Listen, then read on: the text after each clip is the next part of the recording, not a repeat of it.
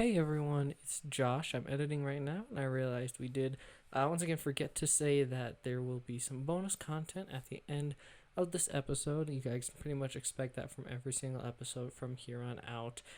So stick around after we say goodbye to hear us just talking to each other, and we actually do talk about something from the last episode. So if you want to hear just a little bit more about some of our thoughts from last week, stick around. Enjoy the episode.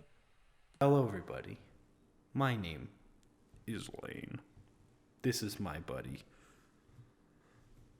Q-Tut. Q-Tut, my buddy. You can't see me, but I'm cueing you. I thought you were gonna make up a name for me. My name is Beelzebub. Beelzebub? Yeah, but my buddies call me Josh. Strangers call me Josh. Strangers call me Cutie. This is a freaking podcast, all right? If you're not looking for a podcast, get the fuck out. You know where the door is, all right? Yeah, but if you are looking for a podcast, third left. Welcome to the podcast. Welcome to the podcast. It's called One for the Other. We talk about music, movies, specifically one record and one album, one record and one movie. I don't think I'll ever get that right in the history of this podcast. I don't think I'll get it right the first time. It's so quite hard. Literally ever. Even when I think to myself, just in my head sometimes, it's hard. I think we just have dumb brain. I think fucking smooth ass brain gang. Smooth brain gang. Yeah, we got none of that. The bumps and shit. That's not part of the aesthetic. Do you know what I'm saying? Not even. You know what I'm saying? Don't even touch me if you have bumps in your brain. I don't want to be near you. I don't want to catch bumpy. Bumpy brain. So yeah, we talk about a record and a film that each of us recommends to the other. In the previous week, Josh recommended the record last week. So what'd you recommend? Last week, I thought we would take a dive, not so much a dive, but take a look into the popular genre right now of Midwest emo. Bands in this genre include like American Football or this band, Mom Jeans, which I would say is one of the more popular Midwest emo bands. Very much, I would say like they're to Midwest emo what Nirvana was to grunge, where it's like the kind of, would you say that's fair? So I don't really have much background with this genre, but yeah, I guess you could say that. I don't know. Just like everyone knows them. If you know this genre, then you know of Mom Jeans. Let's say that. And if you are really into the genre, you probably don't listen to Mom Jeans that much because it was something you listened to when you first started listening to this genre. Yeah, definitely. Yeah, that's fair. Anyways, the album we looked at specifically was their LP Best Buds. Came out in 2016. One of their most popular records. And yeah, so Lane, what were your overall impressions of this album? Okay. So last week, I promised from the bottom of my heart that I was going to listen to this record with an open mind. And by God, did I fucking try. But, Josh. This has to be one of the most pathetic, basic, whiny things I've ever listened to. Okay? So let's get that right from the get-go. But I want to talk about some things that I liked. Some of the guitar riffs were all right. You could tell they have some chops and things, and the mix sounded pretty good, even with some more analog instruments and fucking whatever, that they sounded all right. It served the purpose of the record, basically.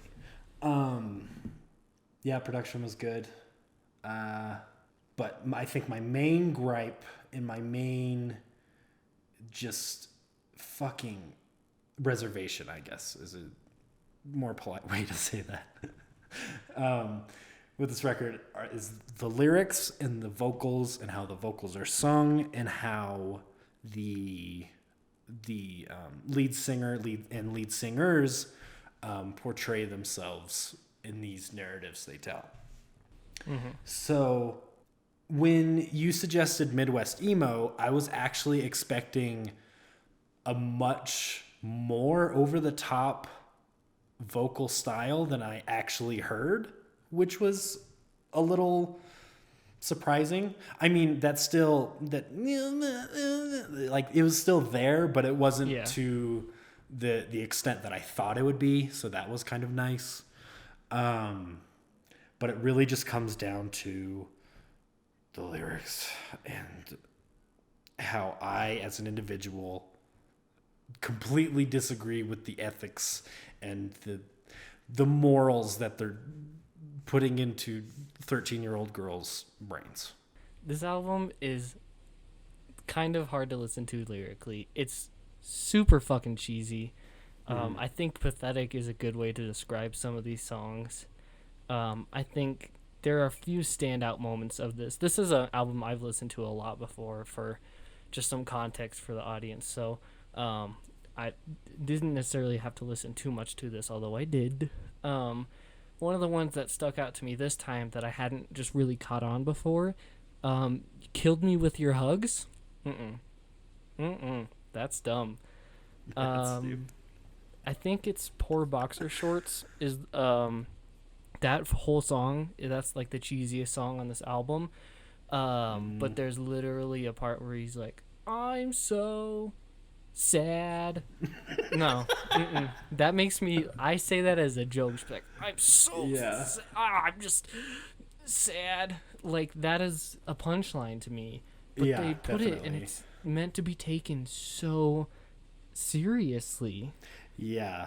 Like, that's another problem I had with this, is that the titles of the songs, they seem really tongue-in-cheek. Like the Scott Pilgrim versus My GPA, or the Edward 40 Hands, or the fucking... Oh, God, the worst song title on the whole record.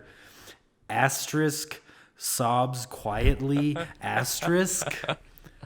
I don't know if that's self-aware and a joke, or if it's legitimately like... That's how they're feeling. So. I don't think so, because that line, there's a line in that song that's like, I've learned how to cry without making any noise. Oh yeah.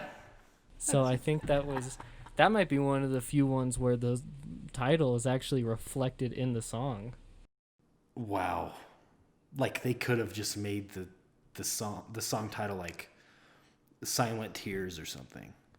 Or like, that's way too dramatic. I mean, it's dramatic, but fuck, it's not some Tumblr bullshit where it's like, Sobs Quietly, ooh, fucking nuzzles you. I don't know. It's an ooh really would fit into, if I saw an ooh in a Mom Jeans song, I would not question it. Yeah, like definitely. A title. I was kind of missing that. I was like, damn, where's the oohs at? Where is it? Well, this was 2016, so... Was ooh a thing around then? Oh, totally. I think so. Well, yeah, it was. We were saying ooh when we were juniors in high school. Yeah, sure. To date ourselves. To date. No, I'm actually 45. So I just kind of want to read some of the notes that I wrote down. Please. Because a lot of them are kind of hilarious looking back at them. So, at the beginning of Edward 40 Hands, there's a Bob's Burger sample that made my fucking skin crawl. It was I like that sample. Oh, why are you using Bob's Burgers in a fucking stupid... I was like, oh. It was like kind of tongue-in-cheek, where it was like, can you play on beat or just do it right? And they're like, no! He's like, oh, the Mom Jeans. And oh, God. It makes me just want to take off my skin and wear my bones, and that's it. Take my flesh off. And I don't know why. It just very much rubbed me the wrong way. Another thing I wrote down for that song was "We Get It, All of You Smoke Teal Colored Spirits," because I know for a fucking fact these posers do not smoke black spirits or Marlboros or whatever the fuck. These fuckers smoke the menthol spirits and they're proud of it and they think it's a cool thing to do. How many fucking lyrics are there in this record talking about my lungs don't work and you want me to stop smoking and this and that and it's not like in a cool car seat headrest kind of way. It's in a look at me, I'm smoking kind of way. Cigarettes are strangely prominent on this album. I'll definitely. It's 2016 too, so I don't know. Yeah, I don't know. I mean, if you like. With a smaller genre like this, when you're primarily, definitely when you're starting off, this was their first LP, I believe.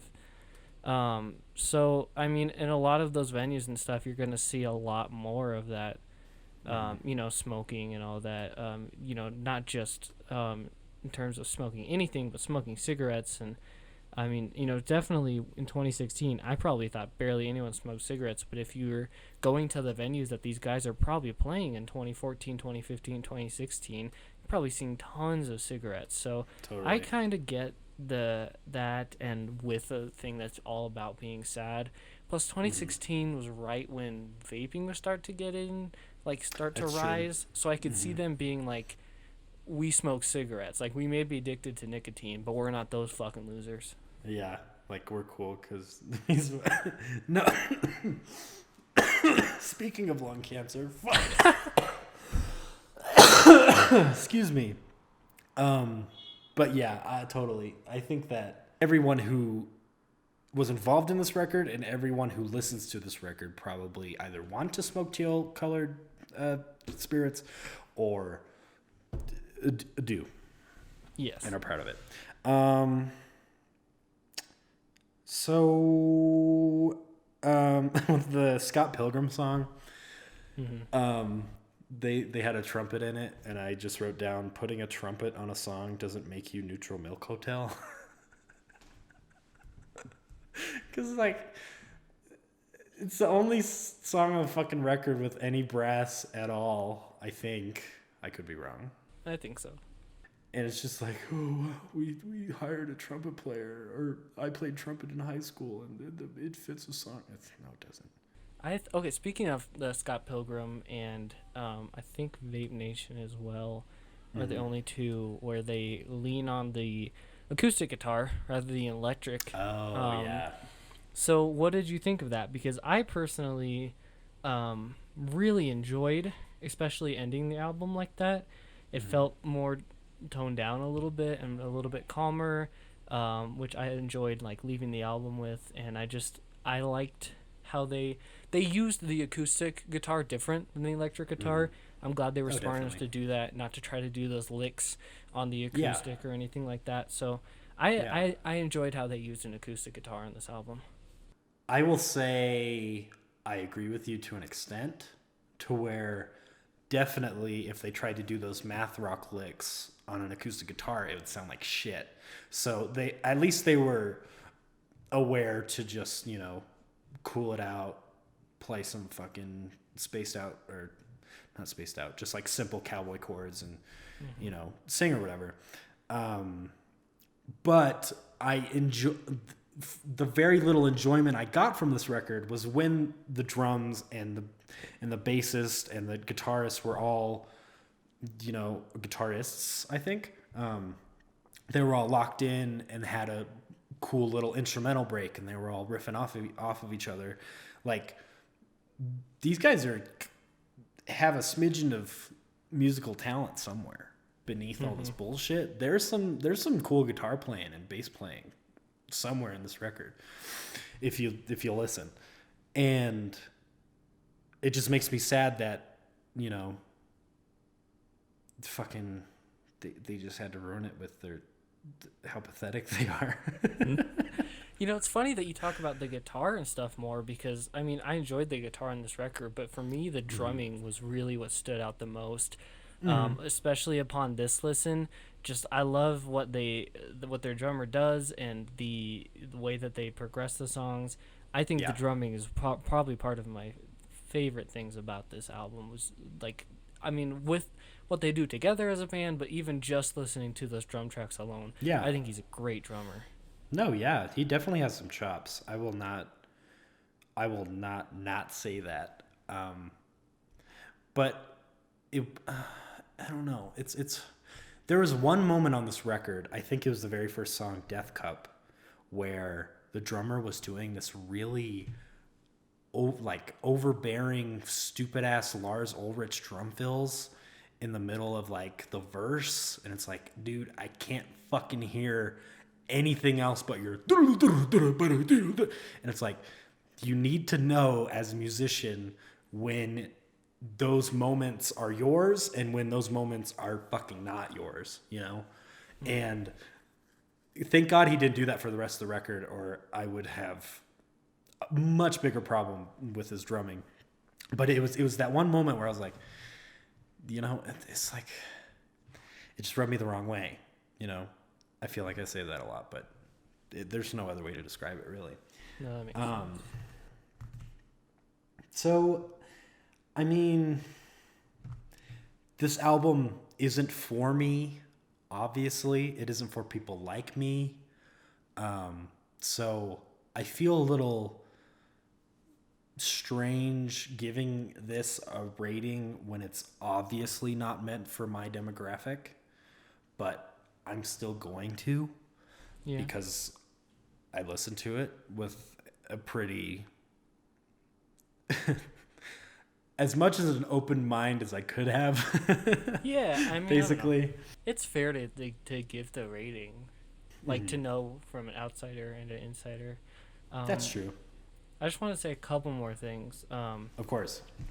I was listening to this album while I was driving around with my dad, and he said that the lead singer sounded like Kermit sometimes, which was accurate and also made for a lot of fun because, I mean, you know from our time that we lived together that I love doing Kermit impressions and doing that over like serious songs or angry songs or sad songs. And God, this album is really fun for that. Just the most just pathetic lyrics like that stuff with the Kermit voice. Oh, beautiful. So good. Tons of mileage out of that. That's hilarious. Yeah. That's perfect. And going back to Sobs Quietly, that is a song that I really enjoyed just because of the way it moves along and changes itself without like dwelling too much or having to go into like a transitionary phase to go between these different sections. Like I've always really liked this song because of that and how it moves through all these things. And I was talking to some friends of mine over like the end of the week, and they're fans of the album as well. And they said that when they play and they learned the song, it's actually the same progressions, and a lot of it is just fueled by the way they play. It's not actually changing up too much. So I thought that was a little neat. And then with Poor Boxer Shorts, like I said, very cheesy. That first verse, a little bit too accurate right now about like I don't leave my room and I wear the same stuff every day, and it's like, oh, I don't like that too much. Yeah. All right. So there you go. And although it is coming from an outsider and it's not necessarily meant for you, what would you rate it as someone coming from far outside this genre? So, when I listened to this record, I was in a good mood, and I was actually looking forward to listening to this record. But after its 30-minute runtime, I found myself getting angrier and angrier at the songwriting and the lyrical decisions that these men have made. So I think I'm going to have to give it a 2 out of 10. Thank God it was only 30 minutes long, or 34 minutes long, or whatever it was. How long is this record? Somewhere around there. Let me check. I don't know. While you check, I'll say, as someone who's listened to this record, and in no way am I big into Midwest emo, I am simply a dip in the pool. I'm in the kiddie end. But I really enjoy this record, and like what it has. So I give this record a 9 out of 10. Okay. This is 35 minutes long, and it's 10 songs. Well, there we go. 35 minutes for easy easy 9 out of 10. And clearly we're gonna just put that right at the top. So I'll just do that. We don't have to talk about it. Okay, Josh. We have to put this at least below the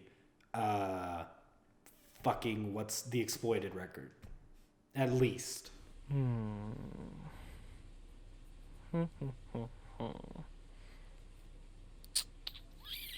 While I didn't like that record that much, I liked it a hell of a lot more than this record. Yeah, that's interesting. That's kind of interesting. I'll put it right below. I'll put it right below. That's fine. That's totally fine. All right. I'll take it. Yeah, you will. Yeah, you little bitch. I know how you like to take it from me. Yeah, take it from me, you little bitch boy. Yeah. Okay. So I recommended the movie for last week, and I recommended the 2011 film Drive, starring Ryan Gosling, directed by some Danish guy, I think. Directed by Ryan Gosling, starring Ryan Gosling. Ryan Gosling did the music. Ryan Gosling produced it. Ryan Gosling did the catering. Ryan Gosling did the cinematography. He edited it. Ryan Gosling distributed it. He's a wonderful man. Ryan Gosling bought Disney. And Star Wars. And Star Wars. He bought Star Wars first, then Disney. Go buy yourself a Star Wars. Do it! And don't come back. Fuck. Go watch Arrested Development, everybody. Go watch... Except for the last season. You don't have to watch the last season. Go watch Star Wars. Or go watch Drive. Like we were talking about. Yeah, like we're talking about right now. So I recommended it because I saw it on Netflix. And I was like, oh shit, why haven't I seen this movie yet? I've heard wonderful things. Josh, I know, has not watched this movie before. Am I right? Still haven't, actually.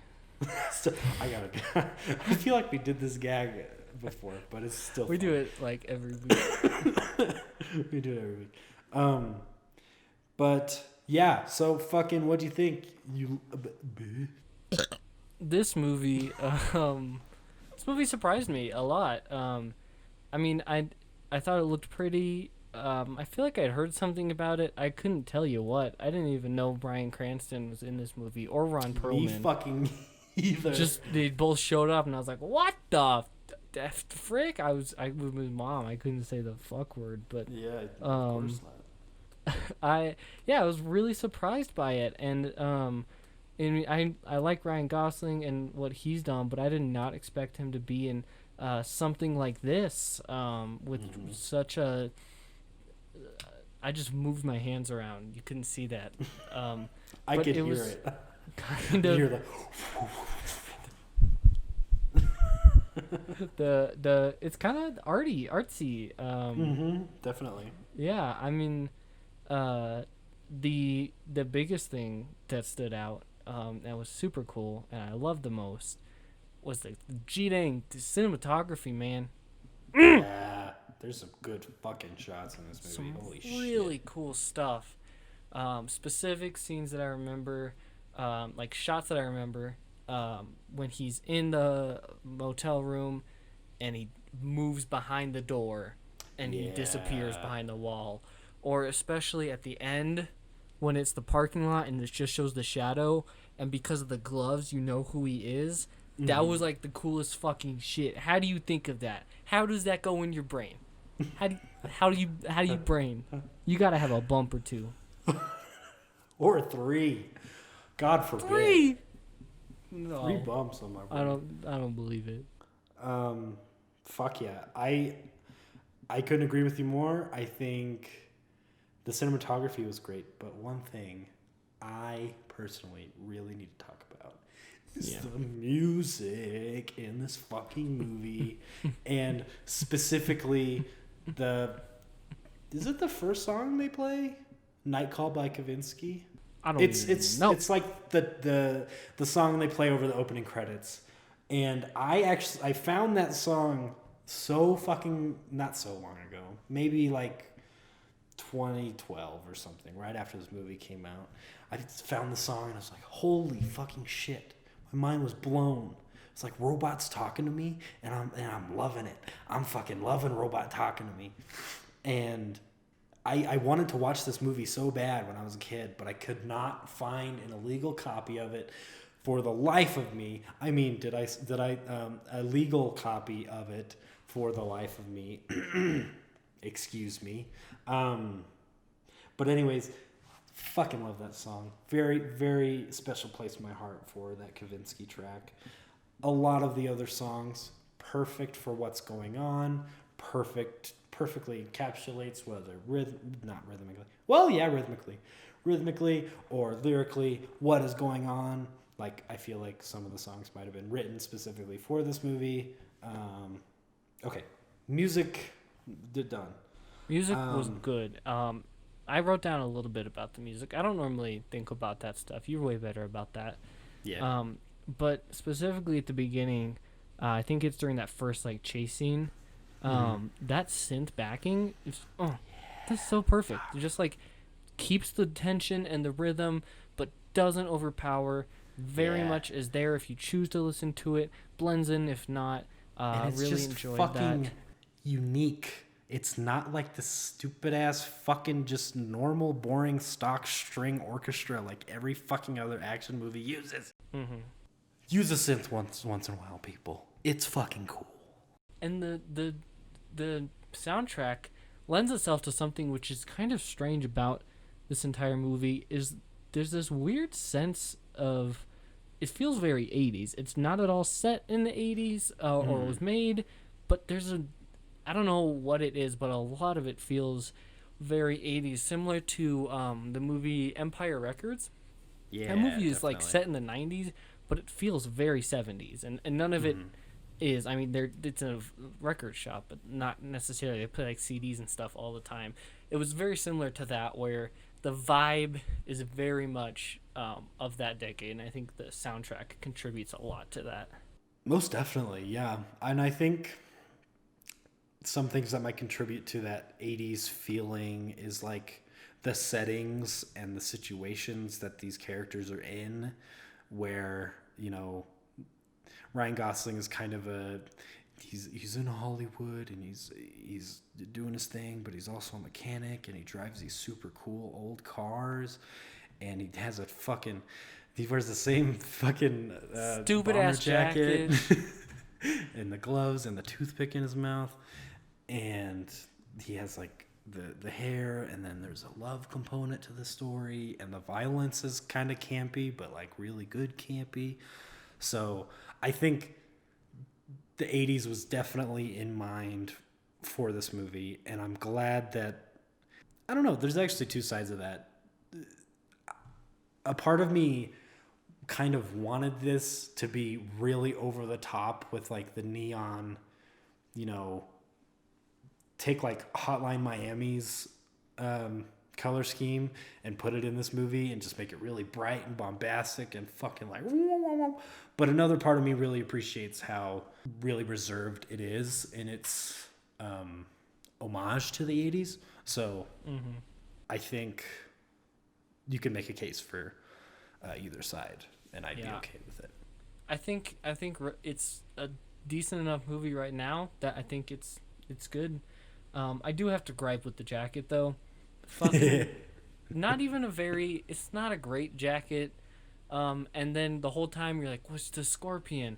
And it's a stupid ass line, such a throwaway, not even a good one liner of just like the scorpion killed the something. I was like, that's what you've been leading up to? Yeah. That was pretty movie? dumb.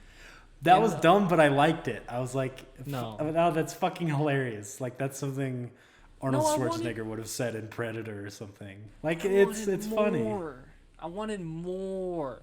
But there are Go ahead. I wanted more. There was not enough building around it. I don't know. It was just so weird because it was so central and you saw it so much, and he almost always had it on. And then it was this one throwaway line that wasn't that didn't get mentioned again either. It wasn't like a symbol thing where it's like he does that and then he starts getting called the Scorpion. It's not like the Heisenberg thing.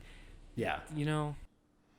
That's, if you're coming from a place where it's such a prominent image in the movie and it's just utilized poorly, that I understand, because it kind of was. Yeah. But that line, I love that line. I laughed out loud when I watched the movie. I was like, what the fuck? That's so stupid, but I love it. So let's talk about the other characters. Oh, wait, no. I wanted to talk about the jacket a little more. Okay. It's just something I wrote down that I thought was funny. It's like towards the end of the movie, he's killing everybody in this jacket, and he's still wearing the fucking jacket, and it's just like, Ryan, have you ever heard of the dry cleaners? Just take that shit in. They'll get it done in like 10 seconds. Just don't wear your jacket for a day. This whole movie takes place over the course of like 3 days. That's true. Yeah, you funny. cannot wear the jacket for one night. You'll be okay. And it's in LA. It's not that cold. Yeah, like you'll be all right. You'll be all right, Ryan. You'll be all white. Okay. Except he's not Ryan. Here's something. I got it. I'm sorry. Yeah. But I got it. The names in this movie. Fired. Fired. Get that writer blacklisted. I never want him to write character names ever again. Standard. Driver. Fuck Standard was. Driver. Adam Driver is the only case of anyone who's ever had that, and it's his last name because he has a real name for his name. No, that's because he doesn't have a name. He's like a mysterious man. But they just call him the Driver. That's not his name. Subtitles call him Driver. That's what it was. Other kid's name was Standard. That's stupid. Give your characters real freaking names. I'm gonna give you a Charlie horse. I will agree with you on the Standard thing. I don't know what the fuck that was about. I was upset. I think his Albert Brooks character, wasn't his name Bernie something? It was Bernie something, and I was like, that's not like a badass name for somebody. Hey, I'm Bernie. I'm gonna fuck you up. I'm gonna break your legs. My name's Bernie. I'm going to break your legs for the people. That's something I want to talk about real quick, is Ron Perlman's character and Albert Brooks' character. Ron Perlman in this movie, absolutely perfect. He plays a perfect bad guy, perfect Jewish mobster, perfect, I'll fucking break your kneecaps, that kind of character. Mm-hmm. Perfect. Albert Brooks, for like the main antagonist bad guy? No. He does not. He's like, he has emotion in his voice, but when you're watching him physically, it's like not even his face is moving. I don't know if he's just old or what, but it's like, just put some fucking hand gestures or something, man. Just make it a little more like Shakespearean or fuck. I don't know. It was just like, why is this guy the fucking main bad guy? There should be some like evil Christoph Waltz fuckhead, Well, not Christoph Waltz, but like. Yeah, I don't know. I enjoyed him as more of like a white collar criminal. He seemed like the type of guy who would like, I don't know. He seemed like a boss type character, and he's not, so it doesn't quite work. I don't know. Yeah. But he felt very white collar, which I guess isn't quite his character. He gets more actually involved, but it felt more like he was trying to just manipulate and stay behind the scenes.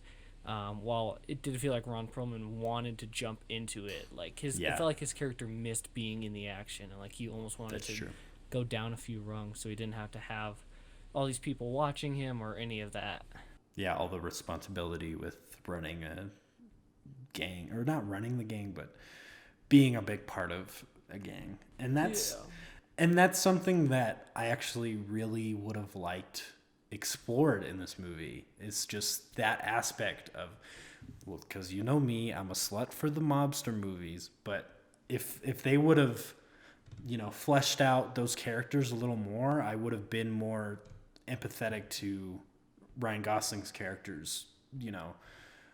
Well, you already are pretty empathetic with him, but I think it would have increased that sense of like, holy shit, these guys are fuckheads and assholes. Like, Yeah, and I think this whole movie could have been fleshed out more. This movie is like 90 minutes long, yeah, and it's the whole subplot with the girlfriend or whatever is so rushed. Like first half of this movie is half as long as it needs to be. The second half, I think, does better when the action starts ramping up. But I'd say so. When it's all this characters development and all this setup, it just is moving so fast, and their relationship is established over the course of like 15-20 minutes, and it's hard to feel like it's this big love thing and there's this big betrayal when we met her 25 minutes ago. That's true. Yeah. I think that if there was a director's cut of this movie that was 3 hours long, maybe there is, I don't fucking know. I think that would have been excellent for this movie, because it would have fleshed out everything that it wanted to flesh out. Because I think the people who made this movie are competent enough, and definitely I think they wanted to flesh these characters out and flesh out the plot and everything, but maybe it's something with the studio and they didn't have the resources allotted or the time allotted to actually make that work. So yeah. I think it's not too bad. Like, you're not missing too much with it. Just no. Yeah, and that's another thing. Like, it sounds like I'm shitting on the movie, but I'm not. It's a fucking awesome movie. Oh yeah, something that goes in hand with kind of rushing everything. So I saw Christina Hendricks' name in the opening credits, like top cast, top billed, and I was like, oh shit, I thought that she was the love interest in this movie. And then I find out Irene is just not Christina Hendricks, and Christina Hendricks is in the movie for 10 minutes. It's like, what? Who is that? I don't know. It's the redheaded chick that they go on the robbery with. The one that gets fucking blasted? Yeah, in the noggin. Yeah.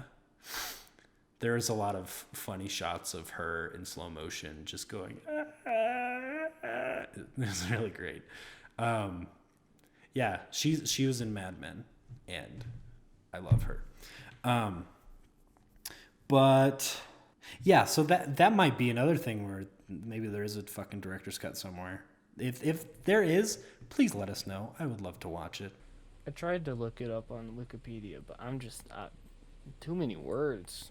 I can't fucking read. What do you want? What do you want me to do? You want me to read? I can't read at all. Nothing to do but read. Anyways, the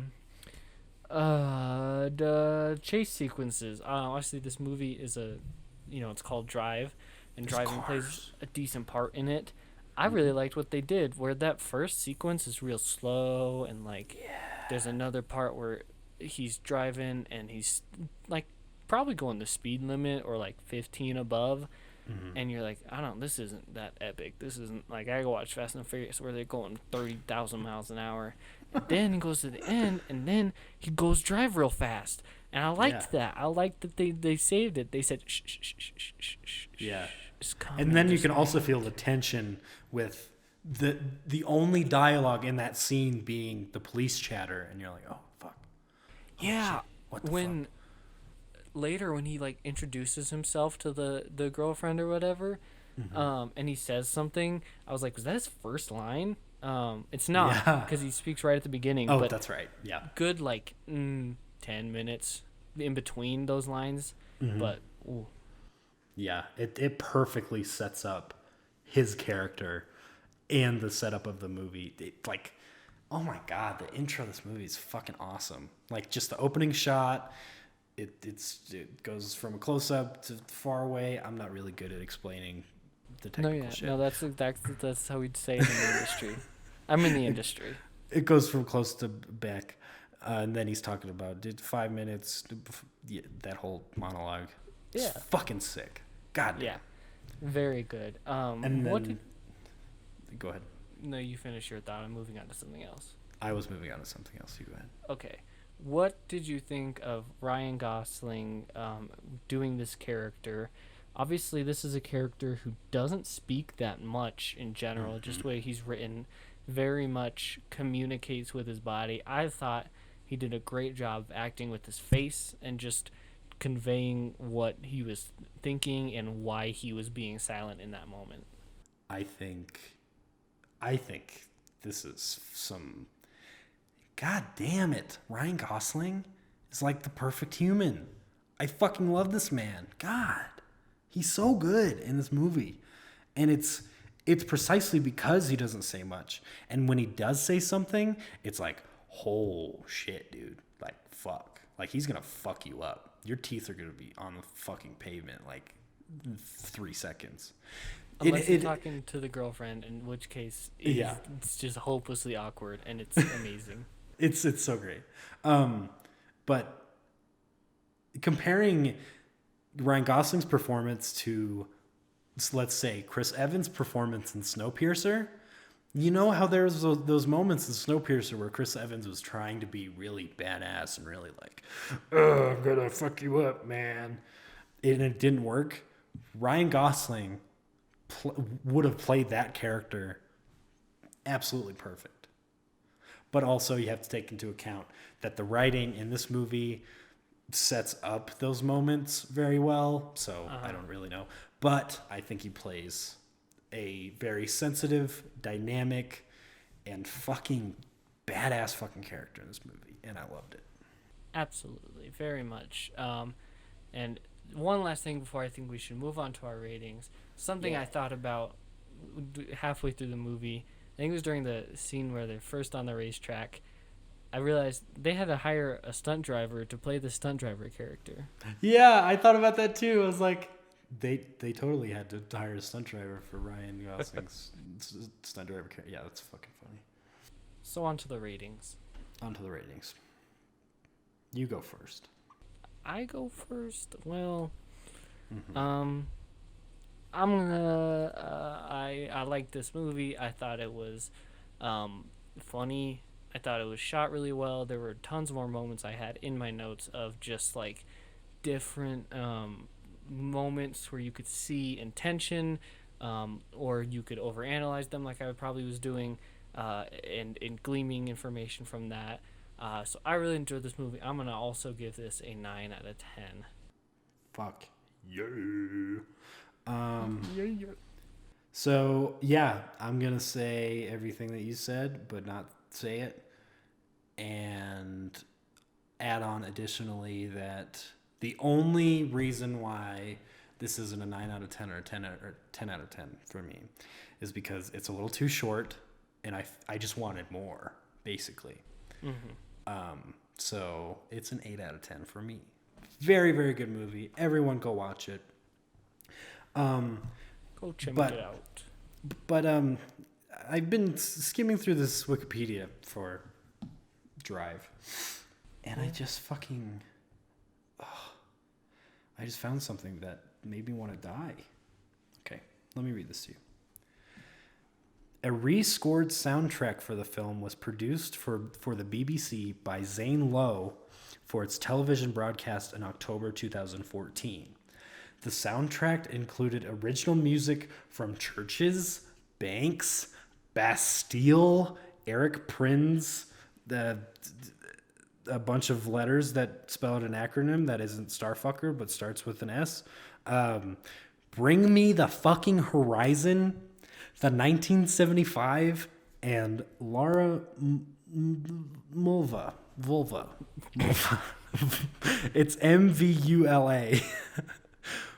Vula.